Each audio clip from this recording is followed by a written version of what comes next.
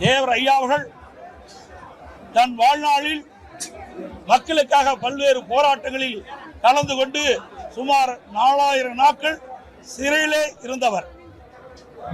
தேவர் ஐயா அவர்கள் நாடாளுமன்ற தேர்தல், அருப்புக்கோட்டை நாடாளுமன்ற தேர்தல், முதுகுளத்தூர் சட்டமன்ற தேர்தல், 2 தேர்தலிலும் தேவர் ஐயா அவர்கள் ஒரே நேரத்தில் போட்டியிட்டு அருப்புக்கோட்டை நாடாளுமன்ற தேர்தலில் வெற்றி பெற்றார்.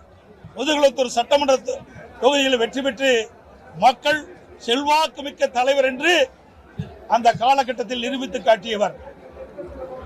அவருடைய வாழ்ந்த காலத்தில் தனக்கு சொந்தமான பல்லாயிரக்கணக்கான ஏக்கர் நிலங்களை ஏழைகளுக்கும் பட்டியல் மக்களுக்கும் பிரித்து கொடுத்து ஏழைகளை வாழ வைத்த கொடை வள்ளலாக திகழ்ந்தவர்கள்.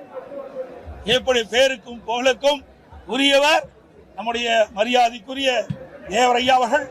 அவளுக்கு மேலும் புகழ் சேர்க்கின்ற விதமாக அனைத்து இந்திய அண்ணா திராவிட முன்னேற்ற கழகம் சார்பாக அவர்களுக்கு பாரத ரத்னா வழங்க வேண்டும் என்று மத்திய உள்துறை அமைச்சரிடத்திலே நாங்கள் கடிதம் கொடுத்திருக்கின்றோம்.